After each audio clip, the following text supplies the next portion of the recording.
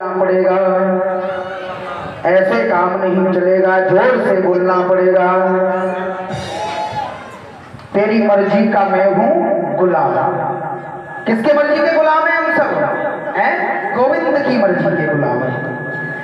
सूदरी महाराज कहते हैं, हे सोनकादि ऋषियों, जब एक पुत्र ने अपने पिता को समझाया, पिताजी अभिमान छोड़ दो।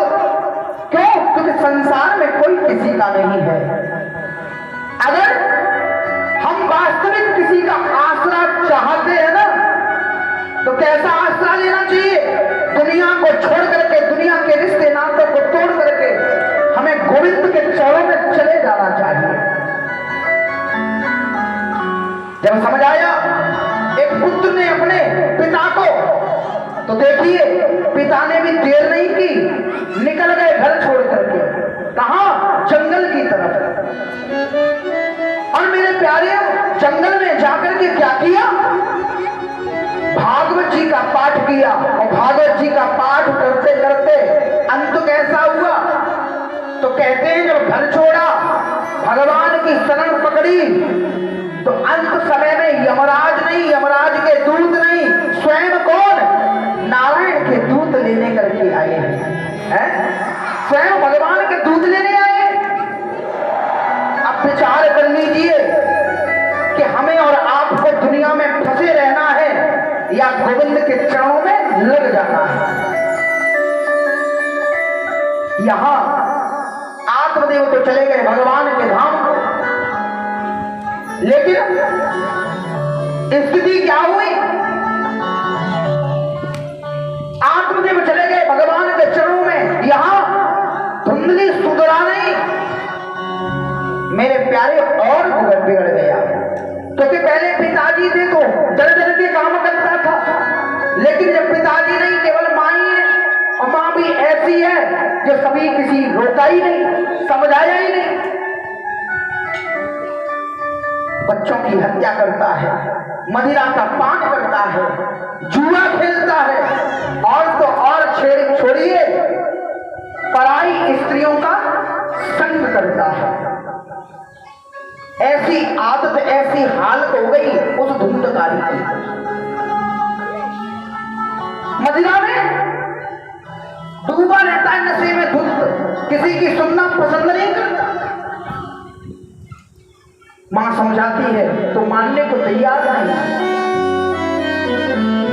सारी संपत्ति, सारा धन, सारा दौलत सब लुटा दी। क्यों? कमाता नहीं है, केवल खर्च करता है। और खर्च नहीं, खाने में नहीं, नशे में, जुए में खर्च करते करते समाप्त हो जाती है। सारी धन दौलत नष्ट हो जाती है। अंत में मदिरा का पान करके मां के पास आता है। और जो धुंधकारी को बचपन से आदत पड़ गई थी, मां के पास आया और धन मांगा। मैया धुंधली ने मना कर दिया, बेटा कहां है? क्या छोड़ा है तूने? सब तो नष्ट कर दिया। धुंधकारी ने सुना कि सब नष्ट हो गया। नजर पड़ी कहां? मैया के मंगलसूत्र पर। इतना अंधा हो गया, इतना पागल हो गया। धुंधली से कहता है, दुनिया में दौलत ही तो नष्ट हुई, अभी तुम्हारे गले में ये मंगलसूत्र है ना, इसे दे दो। धुंधली कहती है, बेटा एक ही चीज तो बची है, इसे भी ले जाना चाहता है, इसे नहीं दूंगी। जब मां ने नहीं दिया तो जबरदस्ती खींचा, और जब जबरदस्ती की तो कहते हैं जबरदस्ती करते करते एक थप्पड़ अपनी मां को भी लगा दिया। एक थप्पड़ अपनी मां में भी मार दिया। तो अब विचार करिए, जिसका बेटा मां के थप्पड़ मार दे तो उस मां के दिल पर क्या बीते? उस मां को क्या सुध आएगी, क्या सिस्टम रहेगा? मेरे प्यारे, अपमान बर्दाश्त नहीं प्यारे हो, जब अपमान बर्दाश्त नहीं कर पाई तो धुंधली ने क्या किया? बचपन में अपने बेटे को नहीं समझाया और न समझाने दिया। जब आत्मदेव समझाते थे ना तो पक्ष कर लेती थी, बचा लेती थी। लेकिन आज खुद का जब अपमानित हुआ ना तो उसे कोई और रास्ता नजर नहीं आया। नजर आया तो क्या, सामने कुआं था घर के, भागती भागती गई और भाग करके जाकर के छलांग लगा दी उस कुएं में, अपना प्राणांत कर लिया, आत्महत्या कर लिया। मतलब सीधा सा है मेरे प्यारे हो, माँ बाप होने का मतलब ये नहीं कि संतान आ जाए तो खूब चकाचक अच्छे अच्छे कपड़े पहनाओ, अच्छा भोजन कराओ, बढ़िया बिल्डिंग बना करके दे जाओ। ये माँ बाप का धर्म नहीं है। माँ बाप का धर्म है कि एक बार को आप उसे धन दो न दो चलेगा, मकान दो न दो चलेगा, अच्छा भोजन दे पाओ न दे पाओ चलेगा, लेकिन अपने बच्चों को संस्कार जरूर दो, अपने बच्चों को ज्ञान दो, अपने बच्चों को भगवान से प्रेम कराना सीखो। और भगवान से प्रेम कब होएगा? भगवान से जब प्रेम होगा जब आप अपने बच्चों का हाथ उंगली पकड़ करके कहां ले जाएंगे? जहां ऐसी कथाएं होती हैं, जहां गोविंद की कथाएं होती हैं, जहां मेरे प्यारे की कथाएं होती हैं। क्योंकि अगर तुमने आदत डाल दी कथा सुनने की, आदत डाल दी भक्ति करने की, आदत डाल दी भगवान को याद करने की, तो फिर तुम्हें धन छोड़ करके नहीं देना पड़ेगा, फिर तुम्हें घर बना के नहीं देना पड़ेगा। क्यों? क्योंकि जो बच्चा नालायक ना होकर के लायक बन जाते हैं ना, वो सब कुछ कर सकते हैं, और जो लायक ना होकर के नालायक बन जाए ना, उन्हें तुम चाहे कितनी भी संपत्ति देना, अंत कैसा होगा? धुंधली के जैसा, आत्मदेव के जैसा। इसलिए संपत्ति नहीं, संस्कार देना सीख लो। मेरे प्यारे हो, कथाओं को सुनाना सिखा दो, मंदिरों में जाना सिखा दो। अगर धुंधली ने अपने उस बेटे को मंदिर में जाना सिखाया होता, धर्म करना सिखाया होता, तो आज उसकी ये दशा नहीं होती, मरना नहीं पड़ता। मर गई, अब रह गया अकेला धुंधकारी। वैसे तो व्यसन जुआ वैश्याओं का साथ बाहर करता था, जब से मां मर गई है ना तब से क्या करता है? बाहर नहीं, घर में ही ले आता है। खूब तो मदिरा का पान करता है, खूब जुआ खेलता है। पर कहते हैं मेरे प्यारे हो, जुआ धन से खेला जाता है, मदिरा धन से खरीदी जाती है। वैश्याओं का साथ कब मिलता है? जब धन हो।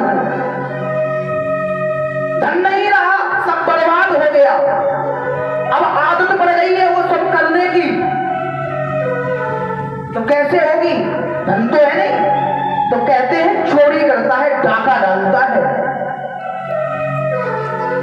जब वो डाका डालता है ना, धन लेकर के आता है ना, तो कई बार पकड़ा भी जाता है।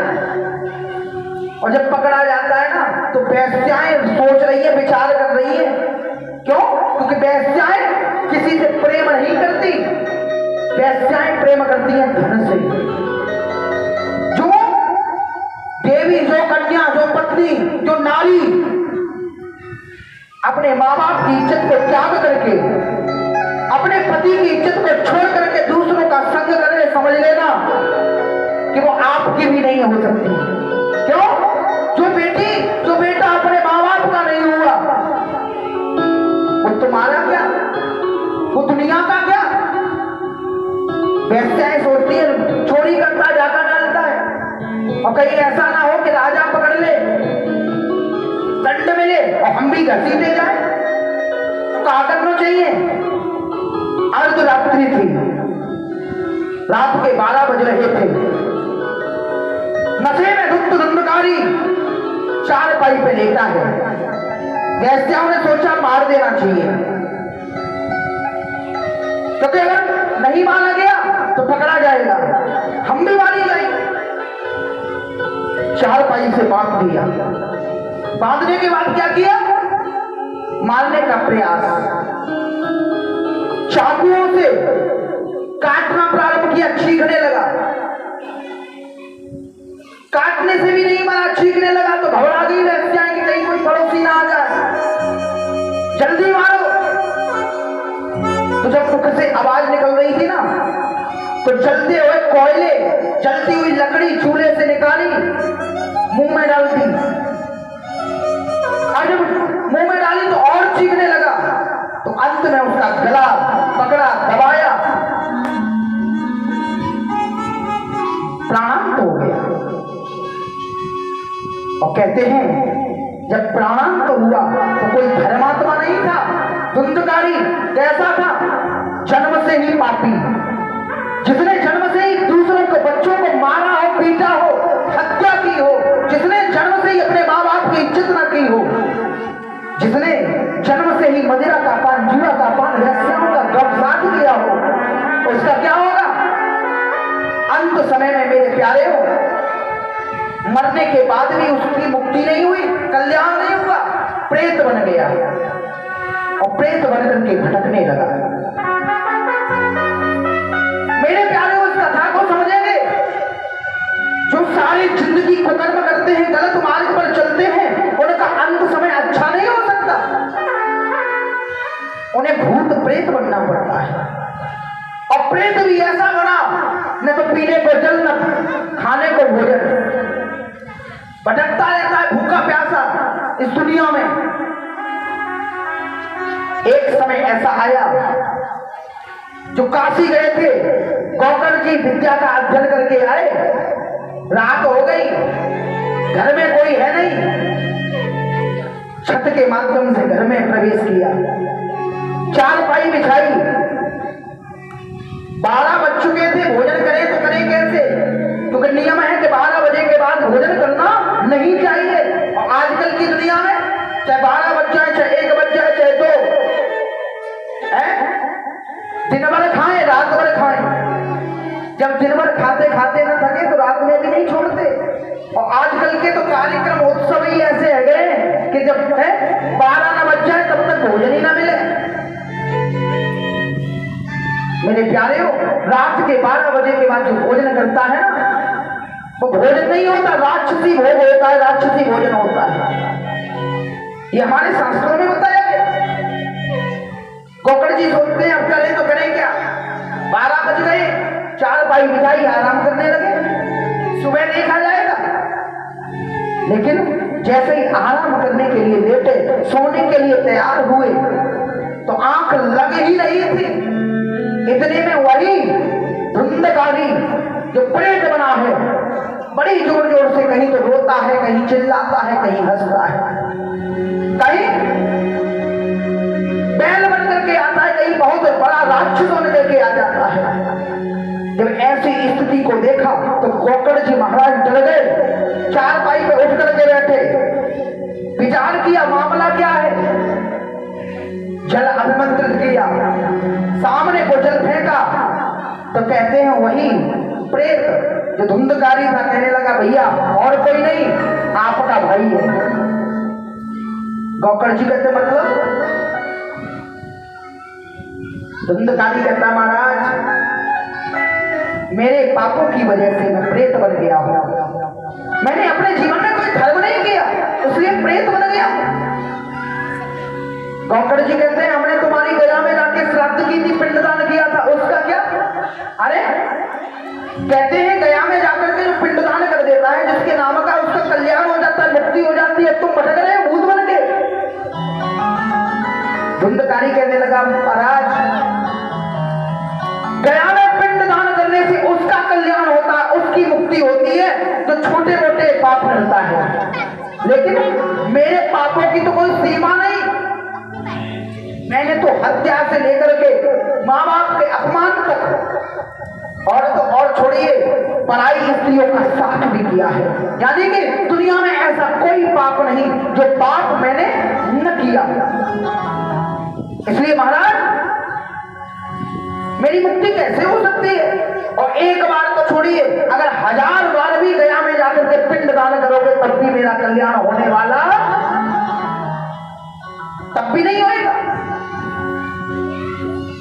गोकर्ण जी कहते तो अब क्या करना चाहिए? धुंधकारी कहता महाराज मैं भूखा प्यासा भटकता रहता हूँ, उस समय मैंने अपराध तो कर लिए लेकिन मरने के बाद सुकून नहीं है, सुखी नहीं है, मरने के बाद भी मैं चैन में नहीं।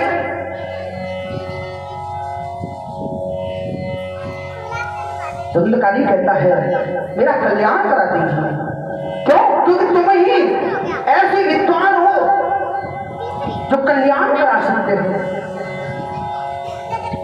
गोकर्ण जी कहते चिंता मत करो, सुबह होने दो, कोई उपाय करूंगा। क्यों? क्योंकि जब तुम्हारे गया में पिंडदान करने से कल्याण नहीं हुआ तो कोई सागर ढूंढूंगा, खोज करूंगा। प्रातः काल हुई, उठे, सभी गांव वालों को बुलाया, सब बात बताई। जैसे ही गांव वालों को सब बात बताई ना तो गांव वाले कहते महाराज कहां आप जैसा काशी का विद्वान, बनारस का विद्वान, जो तुम साधन नहीं ढूंढ पाए, तुम उपाय नहीं खोज पा रहे हो, तो हम जैसे गांव में लगे हुए किसान क्या खोज कर पाएंगे, जो हर पल हर क्षण अपने खेतों में लगे रहते हैं, हमें कहां ज्ञान है इतना। गोकर्ण जी ने अपने इष्ट को पुकारा और गोकर्ण जी के इष्ट कौन है? सूर्य नारायण भगवान। और जैसे ही सूर्य नारायण भगवान को याद किया, सूर्य नारायण भगवान ने कहा बताइए क्या बात है, सारी बात बताई। तो सूर्य नारायण कहते हैं एक काम करो, अगर तुम्हें अपने धुंधकारी का कल्याण चाहिए, अपने भाई का कल्याण चाहिए तो एक काम करना चाहिए। कौन सा? श्रीमद्भागवतानुमुक्ति सप्ताहं वाचनं कुरु इति सूर्यवचः सर्वैः धर्मरूपं तु विस्तृतम्। कहते हैं एक काम करो, श्रीमद्भागवतानुमुक्ति सप्ताहं वाचनं कुरु। सिर्फ और सिर्फ अगर धुंधकारी का कल्याण चाहते हो तो 7 दिन के लिए श्रीमद्भागवत की कथा सुना दो। क्योंकि कहा जाता है बड़े से बड़े पापी का कल्याण करने में समर्थ है भागवत कथा। सूर्य नारायण भगवान ने ऐसा कहा ना तो सुंदर सी व्यासपीठ बनाई और व्यासपीठ बना करके गोकर्ण जी ने कथा प्रारंभ की। तो कहते हैं कथा तो प्रारंभ हो गई और कथा हो रही है किसके कल्याण के लिए? धुंधकारी के लिए। लेकिन जब तक धुंधकारी कथा नहीं सुनेगा तो कल्याण होगा कैसे? क्योंकि बार बार कथा सुनने आता है तो हवा चल जाती है, वायु आती है और उड़ा करके बाहर ले जाती है पांडल से। बड़ा चिंतित है। अंत में उसे कहीं स्थान न मिला तो एक कोने में 7 गांठ का बांस पड़ा हुआ था और 7 गांठ के बांस को देख करके उसमें विराजमान हो गया। एक दिन की कथा हुई, पहली गांठ फटी, दूसरे दिन की हुई, दूसरी गांठ फटी और तीसरे दिन की हुई ना तो तीसरी, मतलब एक एक करके 7 दिन की जैसे ही कथा विश्राम हुई ना तो 7 गांठ फट गई बांस की। और सूत जी महाराज कहते हैं स्वर्गादि ऋषियों, जो गलत कर्म करने से, अधर्म करने से, पाप करने से धुंधकारी महाखल, जो धुंधकारी अधर्म के मार्ग पर चलते चलते मरने के बाद प्रेत बन गया था ना, जिसका स्वरूप काले राक्षस के जैसा था ना, वो राक्षस स्वरूप वाला कथा के प्रभाव से सुंदर सा मुकुट, सुंदर से आभूषण, सुंदर से वस्त्र पहन करके ऐसे मानो प्रकट हुआ कि जैसे कोई देवलोक से देवता आ गया हो। ऐसा प्रभाव है किसका? श्रीमद् भागवत कथा का। बड़े चक्कर में पड़ गए कि देखो तो सही। पूछा कौन? तो कहा भैया और कोई नहीं, धुंधकारी।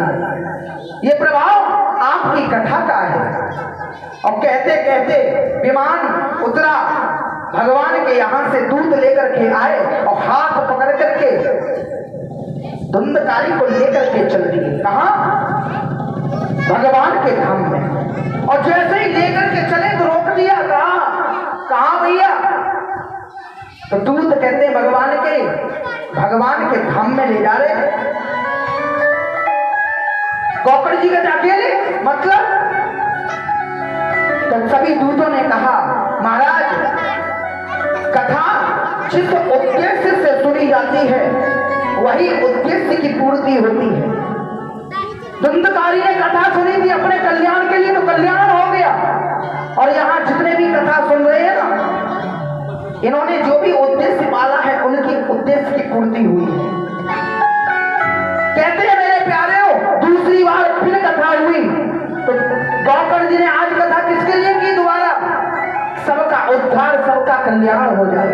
और जैसे ही दूसरी बार कथा हुई ना, तो एक या दो विमान नहीं, हजारों की संख्या में विमान आए और सबको लेकर के भगवान के धाम में पहुंचा दिया। बोलिए श्रीमद् भागवत महापुराण की।